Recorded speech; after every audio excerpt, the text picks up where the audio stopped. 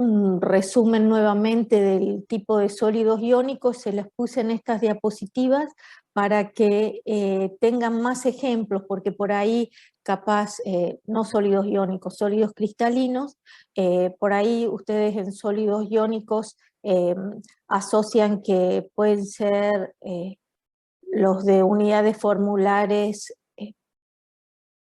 binarias, digamos, que tengan un metal y un no metal, pero el carbonato de sodio, por ejemplo, también es un sólido iónico. Tiene el anión carbonato, que es un grupo aniónico, ¿sí? Más de todo lo puse por los ejemplos, ¿sí? En este caso figura el bronce en los sólidos cristalinos metálicos porque es una aleación y tiene que ver con lo que vamos a ver en la próxima unidad, que sería la soluciones, en este caso soluciones sólidas. Y también porque les da específicamente los rangos de temperatura por ahí para que de los puntos de fusión, que es característico de los sólidos cristalinos, que puede haber algunos que tienen en los iónicos un punto de fusión de 600 y otro de 3000, ¿sí? O en el metálico, si el sólido es un líquido, digamos, va a ser sólido a menos 39, como sería el mercurio, ¿sí? Es decir, a una temperatura baja para que lo vayan asociando. En los covalentes es los que vemos los más altos puntos de fusión, y por supuesto en los moleculares es los que vemos los más bajos puntos de fusión, ¿sí? No sé si les quedó alguna duda de la unidad 4, que también habíamos dicho que lo íbamos a tratar hoy, si tienen algo que consultar.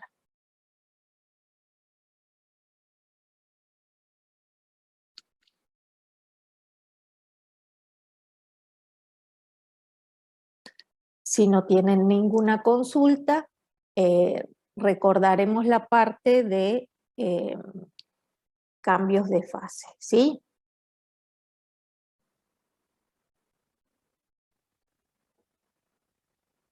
Recuerdan que los cambios de fase vienen asociados con cambios de temperatura y presión y por ende con cambios de energía, ¿sí? Es decir, cada cambio de fase, sublimación, cristalización o deposición, solidificación, fusión, vaporización o ebullición y condensación vienen asociados a un cambio de energía en el sistema. Y otra cosa que quiero aclarar acá es que cuando estamos viendo esta doble flecha, también podemos empezar a pensar que hay situaciones en las cuales coexisten dos estados de agregación de la materia, ¿sí? Y es justamente cuando se produce el cambio de fase. Cuando se produce el cambio de fase, por ejemplo, de sólido a líquido, sería la variación de calor a presión constante, que sería la entalpía de fusión, ¿sí? Fíjense la variación de entalpía de fusión. Entonces, en ese momento, todo el calor que se le da al sistema es para que cambie de estado, no para seguir aumentando la temperatura del sistema. Yo aumento la temperatura para llegar a un punto donde se empieza a producir el cambio de fase. Pero en el momento que se está produciendo el cambio de fase, la temperatura no cambia, sino que la energía la van tomando las partículas, que recuerdan que las partículas, digamos, en estado gaseoso tienen mayor energía que en estado líquido, y este sería el delta H de vaporización. El de fusión sería el de sólido a líquido, pero el ejemplo es el mismo en el sentido que cuando se produce un cambio de fase, coexisten ambos estados y lo que ocurre es que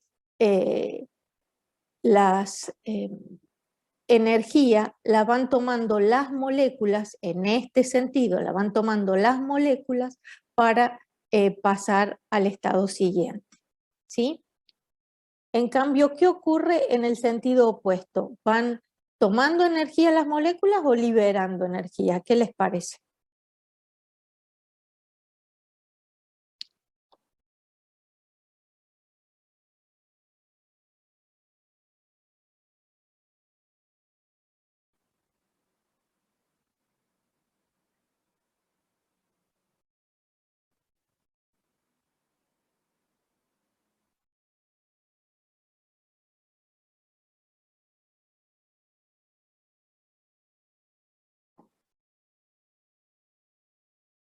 Van liberando energía, muy bien.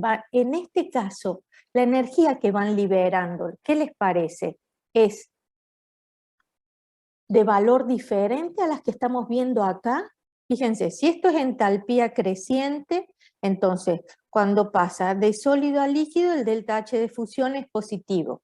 Cuando pasa de líquido a vapor, el delta H de vaporización es positivo.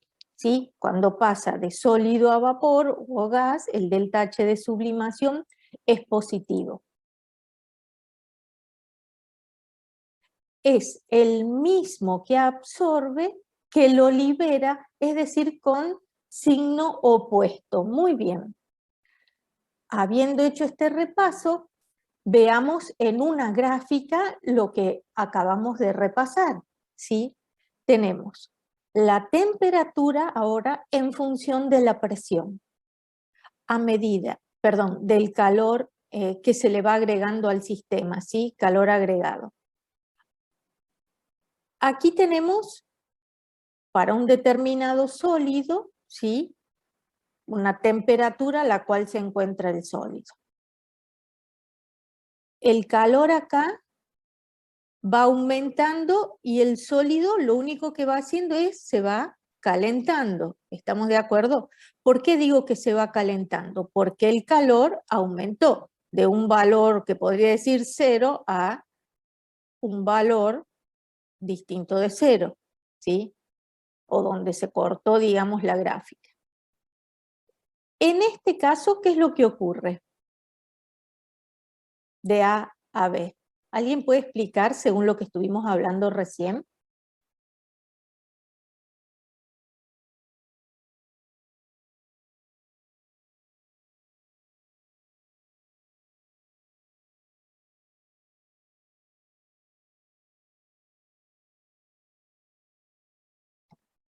¿Por qué ustedes ven que en una gráfica de temperatura en función del calor que va tomando el sistema, porque ahora estamos haciendo este análisis y estamos hablando de curvas de calentamiento de una sustancia, ¿por qué les parece que está tomando esta forma? Exacto.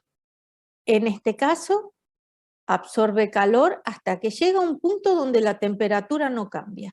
La temperatura no cambia justamente porque, ¿qué se está produciendo en esta parte? Donde La la fusión. temperatura es constante, de A en adelante, desde el punto A en adelante. ¿Qué se está produciendo?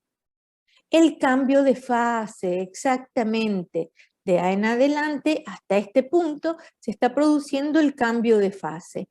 Quiere decir que ¿qué fases coexisten en toda esta parte de la curva? ¿Qué fases están en equilibrio? Porque de acá a acá hay una sola fase y es sólida. De aquí a aquí, ¿qué les parece?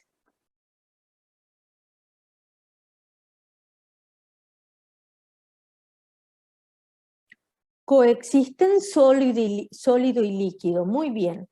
Al coexistir sólido y líquido, entonces llega un momento que desde el punto A hay más sólido que líquido, ¿sí? Y cada vez hay más líquido, hasta que llegamos al punto B, donde toda la muestra se ha transformado en líquido.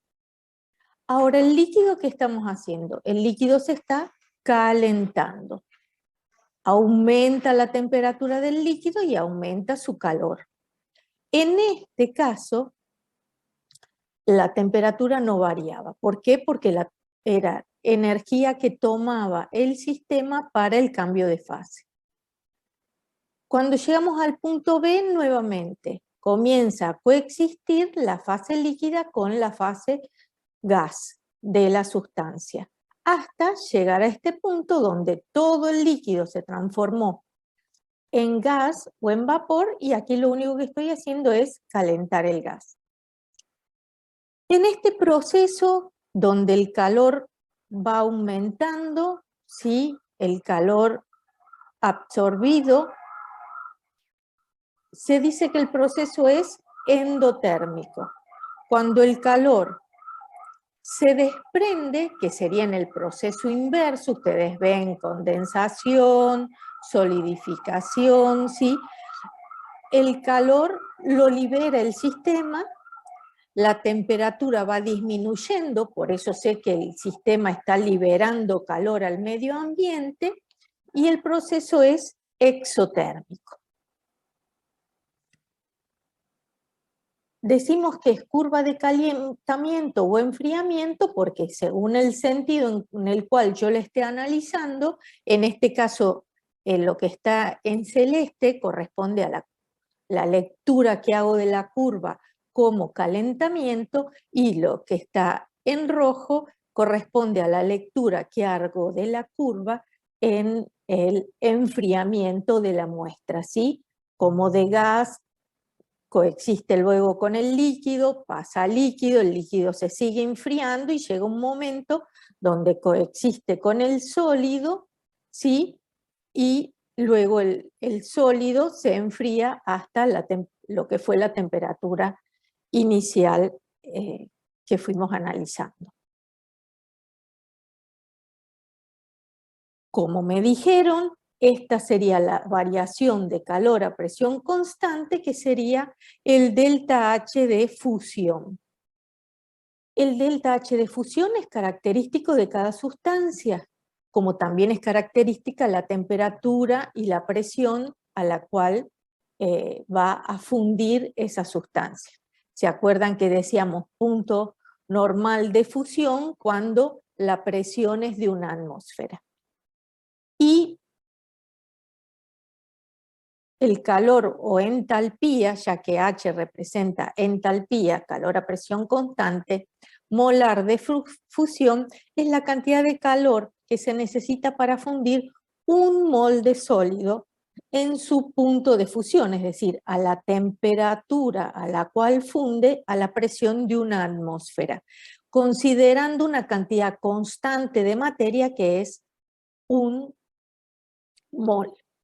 Y otra cosa que ustedes habían recordado es que el calor a presión constante o entalpía molar de solidificación, es decir, el proceso inverso, es de igual magnitud, es decir, numéricamente igual que la variación de entalpía de fusión, ¿sí? Pero de signo opuesto.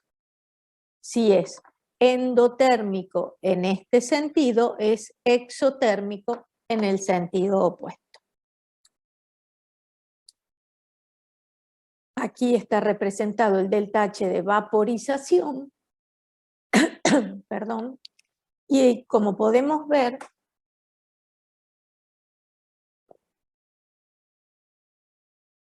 el,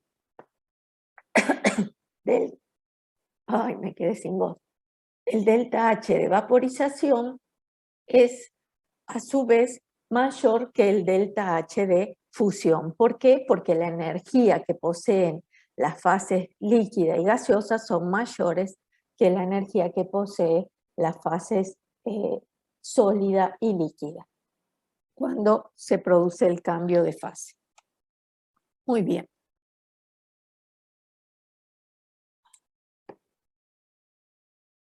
Y aquí, ¿qué pueden observar en cuanto a los puntos de fusión expresados como temperatura en grados centígrados y presión de una atmósfera, y las variaciones de la entalpía de fusión de estos cuatro sólidos cristalinos? ¿Qué van observando? Van observando que hay una variación, ¿no es cierto?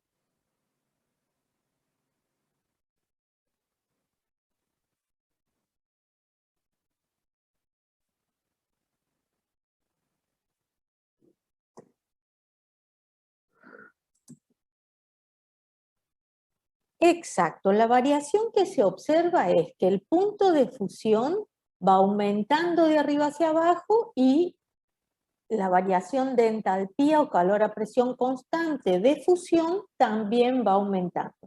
Ahora la pregunta es, ¿a qué se debe esa variación si decimos que todos estos son sólidos cristalinos?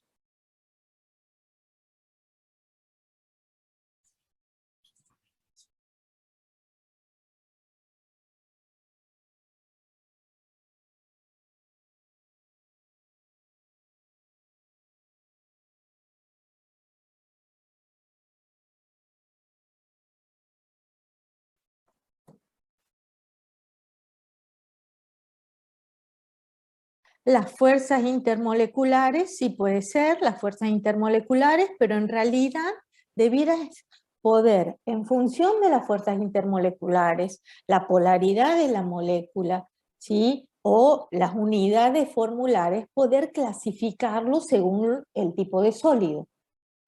Ahí iría la pregunta, ¿qué tipo de sólidos cristalinos son?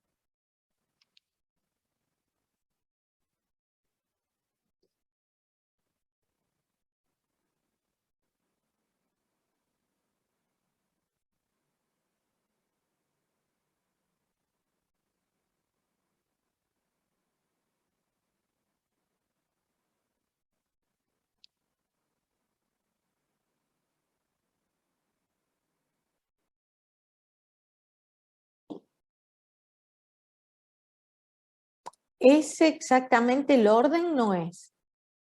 Vamos a ir nombrando, ¿les parece? El metano, ¿qué sería? ¿Qué tipo de sólido cristalino? El metano, ¿qué tipo de sólido cristalino es?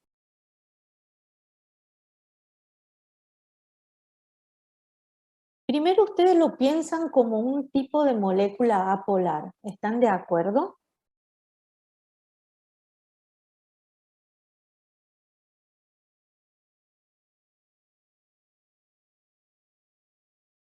Si es una molécula apolar y tiene un punto de fusión tan bajo, no podría ser un sólido cristalino covalente, porque si te acordás,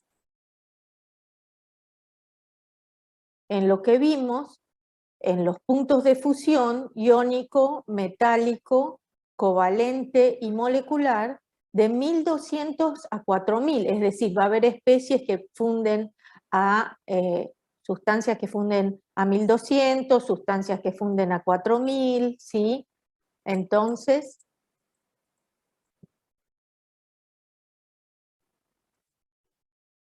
es molecular, exacto.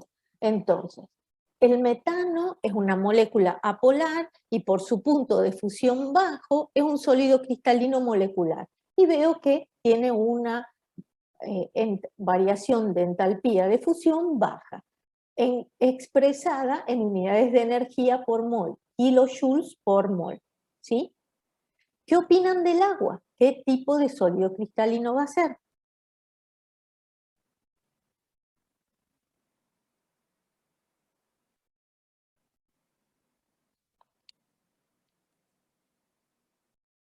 También molecular, justamente porque posee un bajo punto de eh, fusión, ¿sí? Y el aluminio, en el aluminio no pueden dudar, porque el aluminio saben que es un metal. Entonces, si saben que es un metal, no puede ser más que un sólido cristalino metálico, ¿sí? Ahí no pueden dudar, pero suelen dudar en los parciales, por eso también lo quise repasar y ya se los había dicho que deben tener en cuenta que si el ejemplo es un metal que no está combinado con ningún otro elemento, va a ser un sólido cristalino metálico, ¿sí?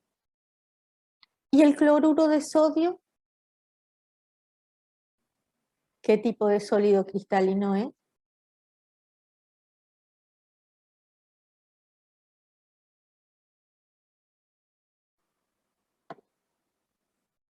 Iónico, perfecto. Muy bien.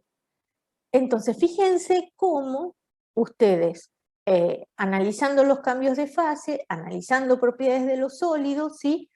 Tienen que ir relacionando fuerzas intermoleculares, está bien, y también, gracias a reconocer las fuerzas intermoleculares, en el caso de los dos primeros ejemplos, ya que son fuerzas de dispersión o Landon, enlaces puente hidrógeno, ¿sí? En el metano y el agua respectivamente, son sólidos moleculares. En el aluminio, la única forma de pensarlo es un sólido extenso con enlace metálico, sólido cristalino metálico, y en el cloruro de sodio, un metal con un no metal, catión sodio, anión cloruro, sólido extenso, compuesto iónico, sólido cristalino iónico. ¿Sí? Muy bien. ¿Sí? ¿Quieren preguntar algo?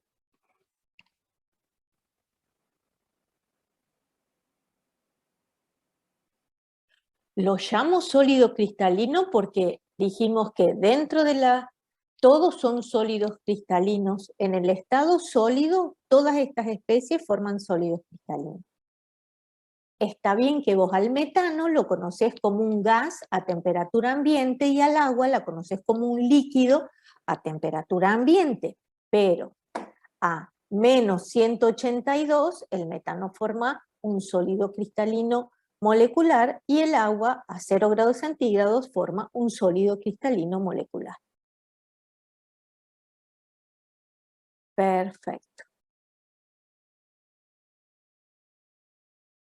Exacto, Vanessa. Muy bien la pregunta. Dice, entonces distinguimos sólidos covalentes de moleculares por el punto de fusión. Sí, porque como les había dicho, tienen enlace covalente, ¿sí?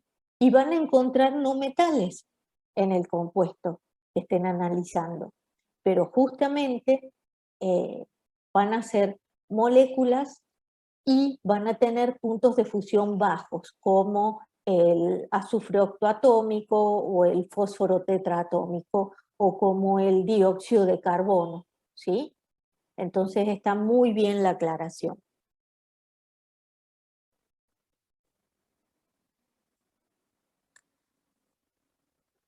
Bueno, y siguiendo con los cambios de fase, aquí tenemos lo que es un diagrama de fase. Los diagramas de fase siempre tienen que ver con la relación entre presión y temperatura.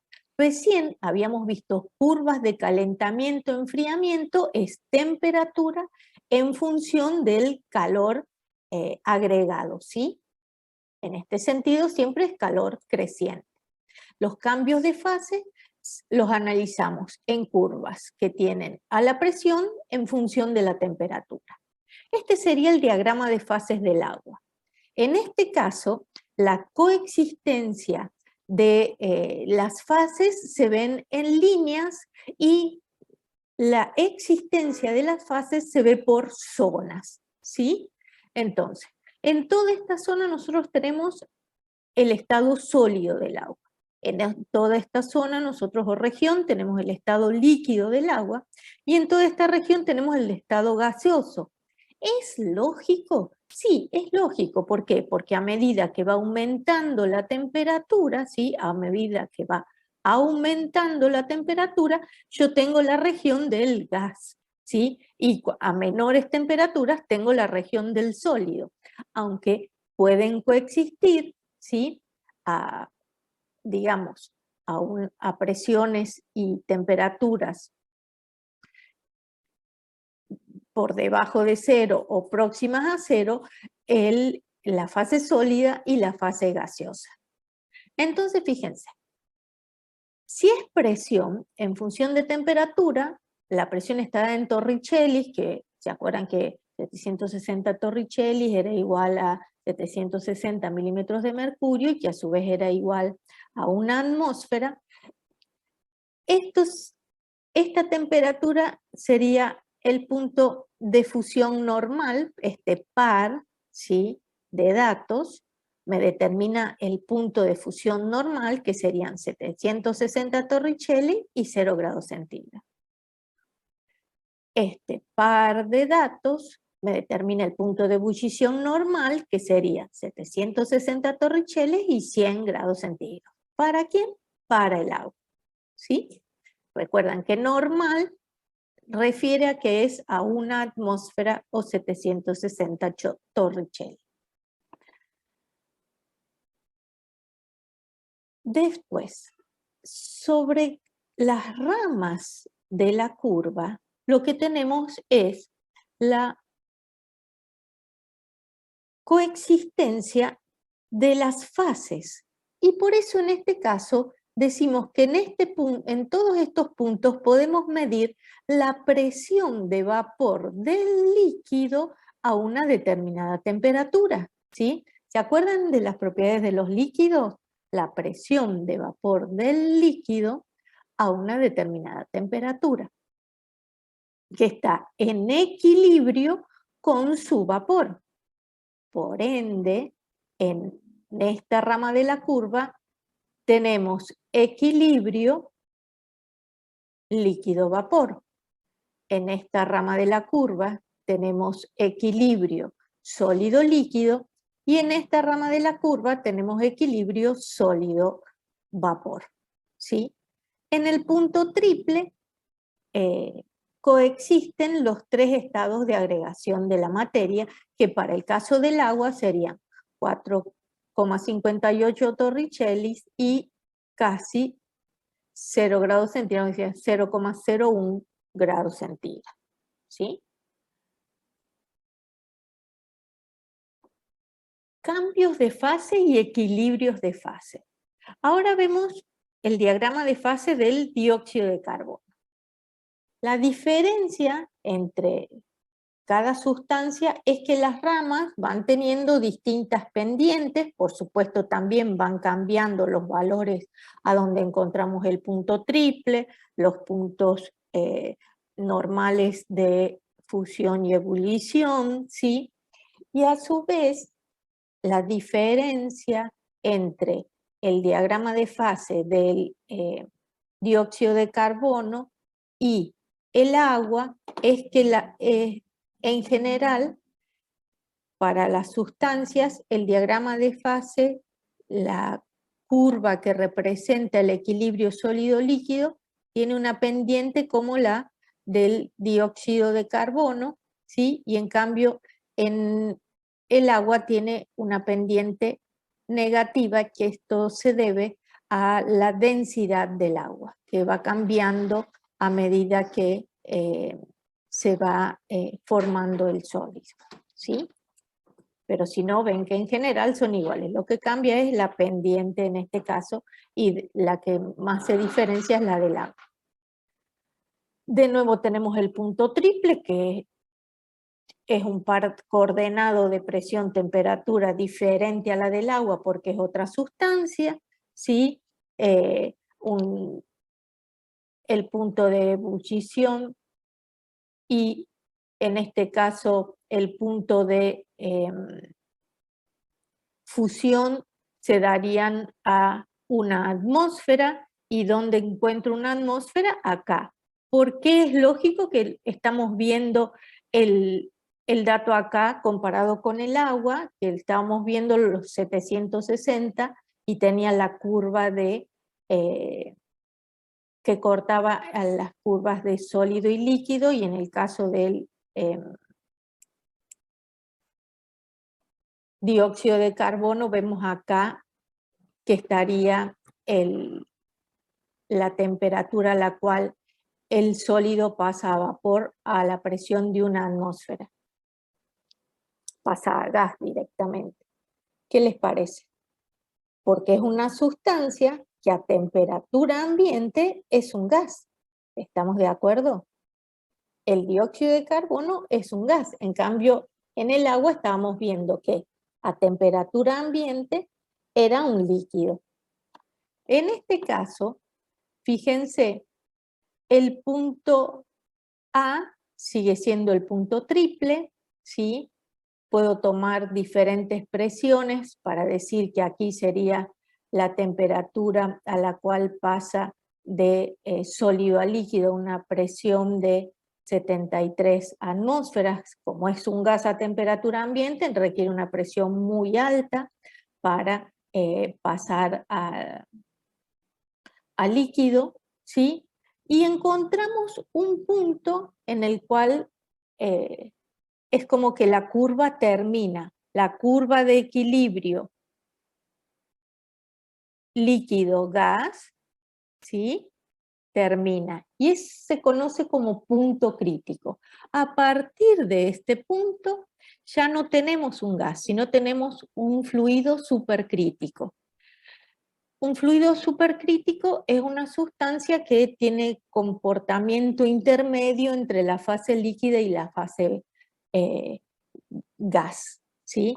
Entonces, el punto crítico, como vemos, es el punto donde no es posible distinguir entre la fase líquida y gaseosa, es el punto de máxima temperatura en la curva de presión de vapor. ¿Se acuerdan que esta es la curva de presión de vapor? Porque es la curva de equilibrio entre el líquido y su vapor, ¿sí?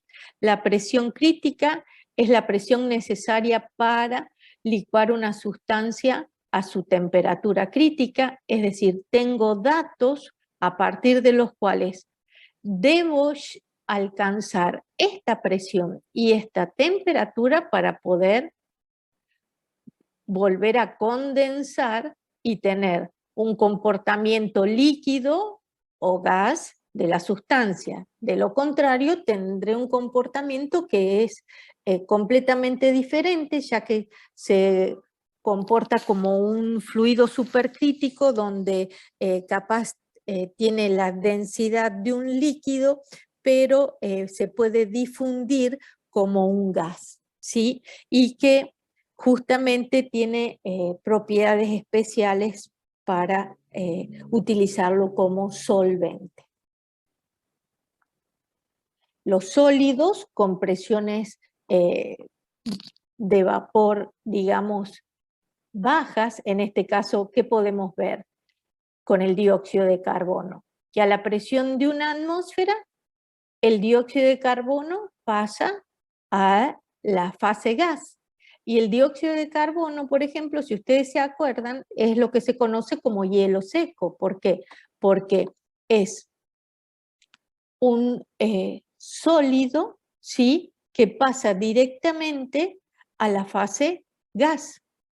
Y entonces no moja ninguna, no es como el agua que digamos, una vez que está como sólido, pasa a líquido, donde esté contenido va a mojar el recipiente. En cambio, el hielo seco no, que es el que se utiliza, por ejemplo, para almacenar comestibles que no querramos que se humedezcan y que necesiten una temperatura, digamos, de conservación baja, ¿sí?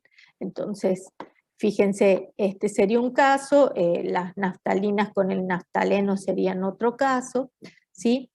Y aquí lo que quise representar, para que recuerden, es que sobre los puntos de la curva, para cada relación presión-temperatura, tenemos un equilibrio de fases, ¿sí? Por eso ponemos la flecha que va y viene, que sería el estado de equilibrio entre las dos fases, sólido-gas, líquido-gas o sólido-líquido.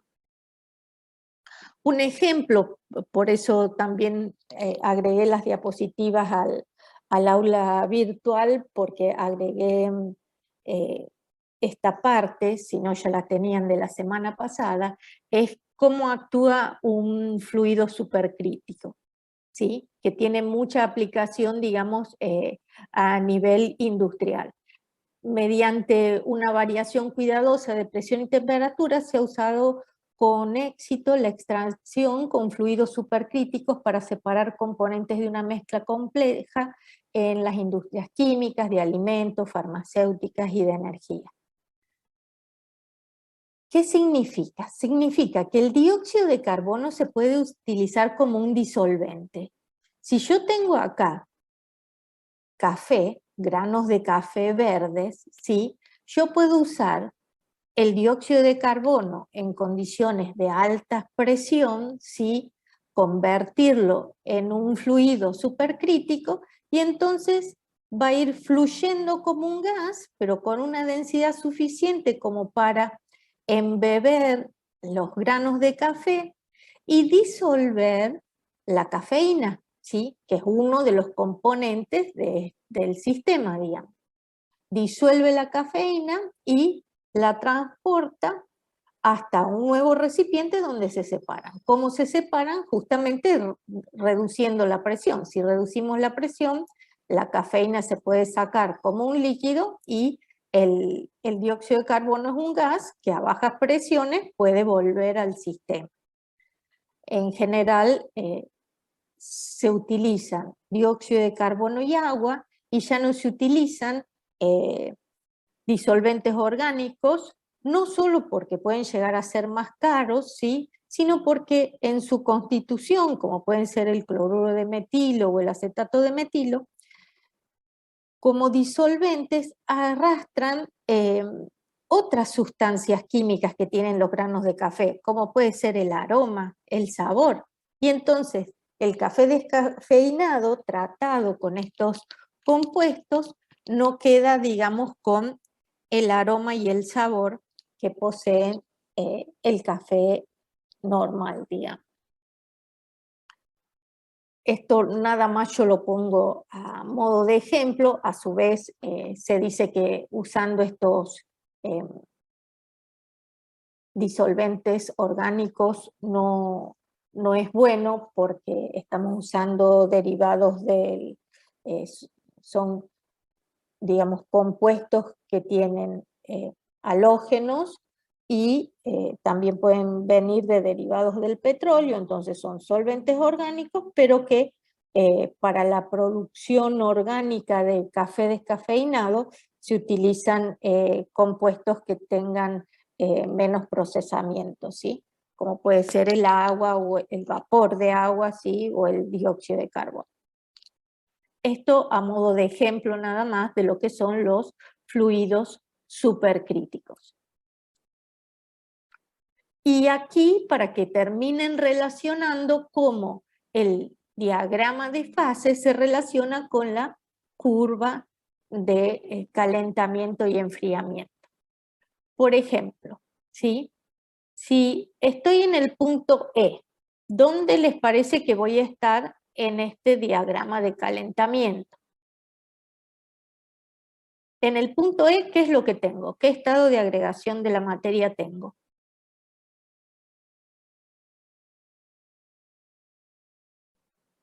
Sólido, muy bien, tengo estado de agregación sólido. Entonces, ¿en qué parte voy a estar de la curva de calentamiento? En la primera parte, exacto, en la parte de abajo, desde el eje A. Muy bien. Y el sólido se va calentando, ¿sí? Llego al punto A. ¿Están de acuerdo? Cuando llego al punto A de esta curva, quiere decir que llego a la parte de coexistencia de la fase líquida con la fase vapor, el equilibrio de fase. Entonces, en este punto F se relaciona con esta parte de la curva de calentamiento, que sería cuando todo el sólido pasa a la fase líquida. Entonces, fíjense, lo que acá está representado por un punto, acá está representado por una recta paralela a abscisas a temperatura constante. ¿Por qué? Porque la energía que toma el sistema es para el cambio de fase, no para calentar más al sólido y al líquido.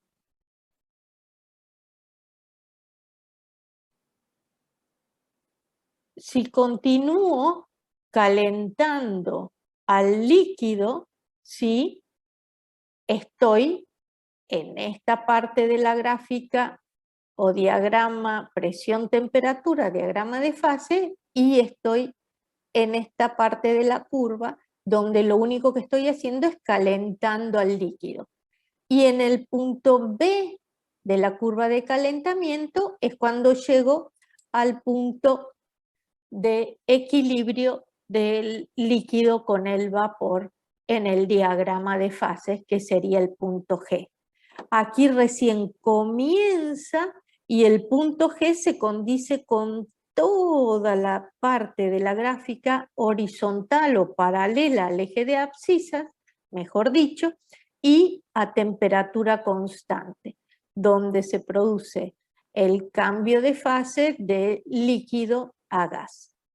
Y una vez que llego a esta parte de la curva de calentamiento, donde todo el líquido se ha transformado en gas, comienzo a calentar el gas, que sería esta parte del diagrama de fase y esta parte de la curva de calentamiento. ¿Se entiende?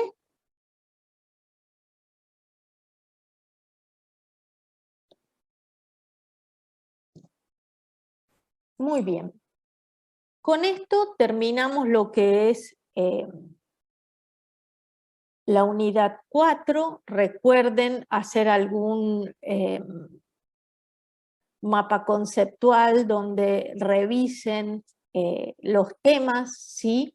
Y acá nuevamente, en función de la pregunta que hacían esta clase y las clases anteriores, los sólidos según su organización pueden ser amorfos o cristalinos, y dentro de los cristalinos tenemos iónicos, covalentes, moleculares y metálicos. También vemos dentro de los cristalinos, de todas las formas geométricas, la más sencilla, la cúbica, que puede ser simple, centrada en el cuerpo y en las caras para calcular el radio atómico, la arista, la densidad o la masa molar de la sustancia que estemos analizando. Y siempre teniendo en cuenta las fuerzas intermoleculares y el enlace. En los líquidos, las propiedades según las fuerzas intermoleculares; en los gases, las propiedades, despreciando las fuerzas intermoleculares y considerando que a bajas presiones y altas temperaturas el gas tiene un comportamiento ideal, y estas son las ecuaciones que podemos utilizar. Y cuando no podemos despreciar las fuerzas intermoleculares y los volúmenes finitos de las moléculas o átomos que forman el gas, tenemos los gases reales, donde utilizamos esta ecuación.